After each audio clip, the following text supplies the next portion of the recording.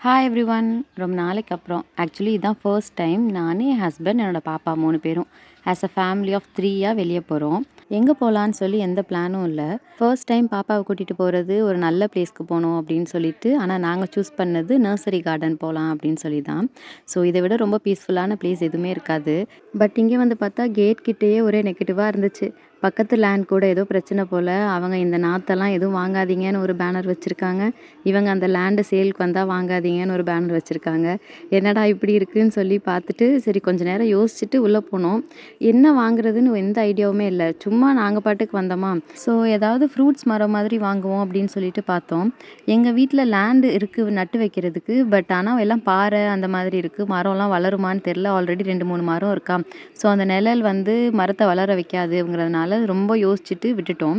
நெறைய பீட்ரூட், கொய்யா, orange, mulberry, அதுக்கப்புறம் இன்னும் நிறையா டிஃப்ரெண்ட்டாக ஃப்ரூட்ஸ்லாம் இருந்துச்சு. ஐஸ் ஆப்பிள் அதெல்லாம். பட் அதெல்லாம் நம்ம கிளைமேட்க்கு வராதுன்னு சொல்லிட்டு சரின்னு 2 தாட்ல இருந்தது.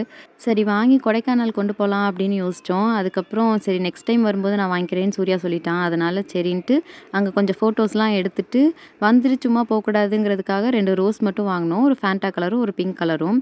பாப்பாவும் கொஞ்சம் கிராங்கியா இருந்த மாரி இருந்துச்சு. கிளைமேட்டும் ஒரு மாரி ஹாட்டா இருந்தது.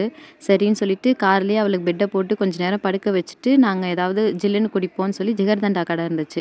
ஸோ அங்க ஒரு ஸ்டாப்பிங்க போட்டு ஜிகர்தண்டா சாப்பிட்டுட்டு அப்படியே மெதுவா மூவ் பண்ண ஆரம்பிச்சோம். பக்கத்துல எங்க பாட்டியோட லேண்ட் இருந்தது. சரி அந்த லேண்ட்ல வந்து ஒருத்தங்கள ஆல்ரெடி ரென்ட்டுக்கு குடுத்துருக்கோம். ஸோ அத போய் பார்த்துட்டு வருவோம் அப்படின்னு சொல்லிட்டு, அந்த லேண்டுக்கும் போய் பார்த்துட்டு அப்படியே வீட்டுக்கு கிளம்பியாச்சு. போற வழில பாப்பா நல்லா தூங்கிட்டா. இந்த ஷால் எதுக்குன்னா, அவளுக்கு வெயில் அடிக்குதுங்கிறதுக்காக மேல அதில கட்டி விட்டுருக்கேன்.